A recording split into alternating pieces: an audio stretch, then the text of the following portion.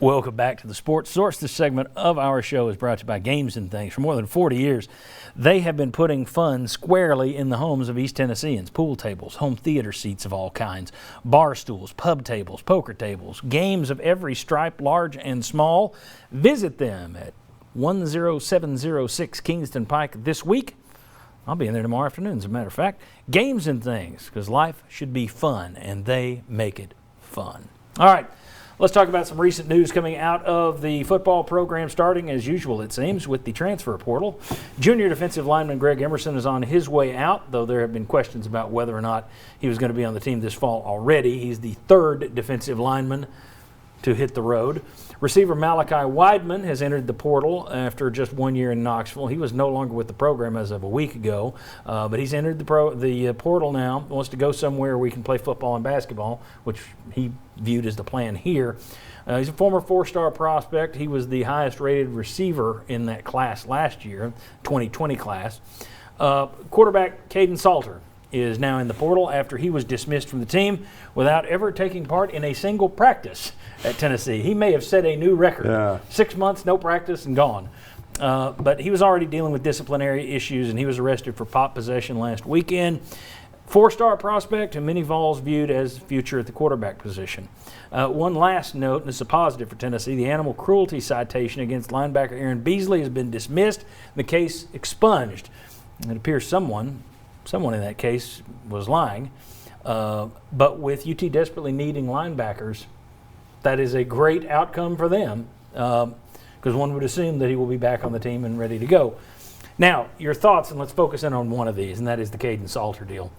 I don't know that he really had much of a chance, but Josh Heupel, in setting the tone for his program, knowing that this year's class, the 2021 class, is just becoming an absolute, it's a black hole. A loss, yeah. It's a total wipeout. Knowing that, he went ahead and said, can't have this. You had two chances, you're gone. Thoughts on how he handled the Caden Salter situation, Bob Hodge? I thought he handled it fantastically, and a lot of people said, okay, you're really getting rid of this kid over pot in this day and age when it's legal in so many places. But that's almost kind of beside the point. One, it's not legal here.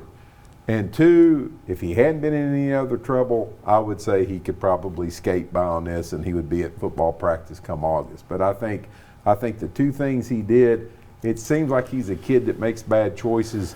Do you give him an opportunity to make a third bad choice?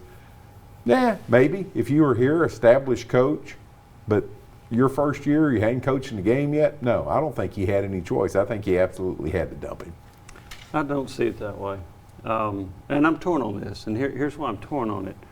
First off, on the initial incident that occurred, juvenile court dismissed it.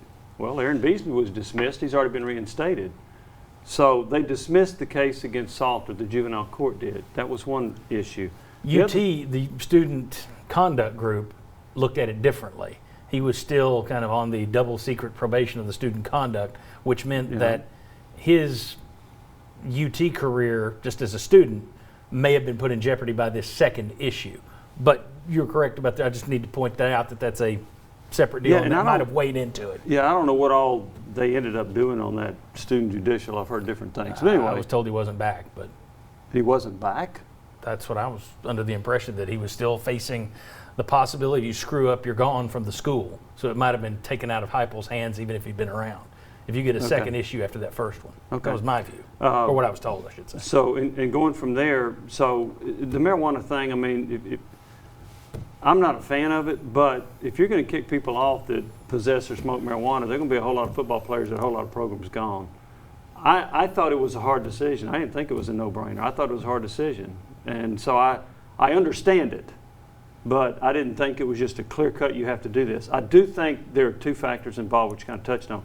One, he did have some of the issue prior to. I get that. The other thing is he's a quarterback, and don't you want your quarterback to be a leader and a better decision maker than that?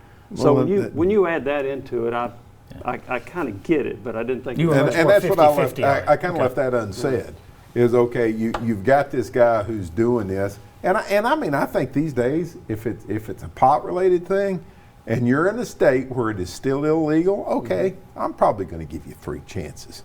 Now you're breaking the law, But in his case, that's the reason I went a little bit quicker to pull the trigger, was because of what happened earlier, because it just, okay, you're now in the wrong place at the wrong time twice. Okay, so we might as well go ahead and move on, because I do think it sets a tone for your program. Josh? What you mentioned there was something that I wondered immediately was, what does this mean for Caden's future with the university?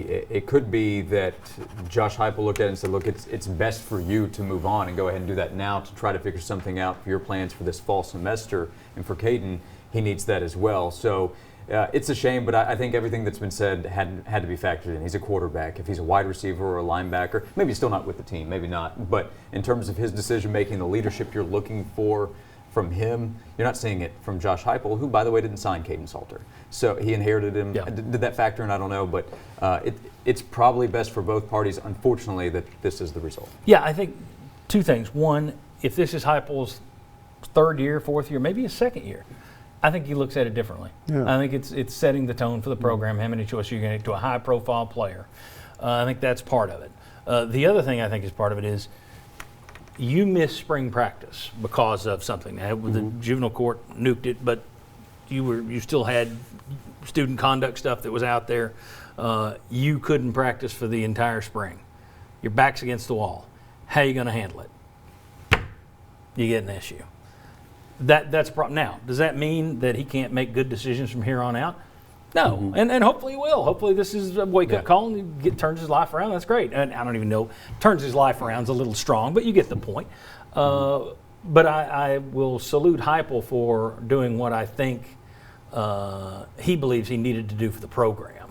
It looks to me like somebody who is having to send a message for, look, we're going to be without bodies this year and that's going to suck, but here's the way I want it run around here and you're going to run it that way or else. And I don't know if that's a bad way to go. So we'll see. When we come back, let's talk about just overall programs on campus. Football we could probably toss out of this conversation quickly, but well, no, I'm jumping ahead. I'm looking at what we're going to do next. Sorry about this. Has baseball success helped keep fan attention away from football and helped Josh Heupel? Because we're talking recruiting next. I knew I was jumping ahead. Oh, we've got so much to go. I'm just jumping, trying to get ahead. Come on back on the Sports Source. We'll talk football, baseball, basketball, still to come. 3 more segments. I promise. Come on back.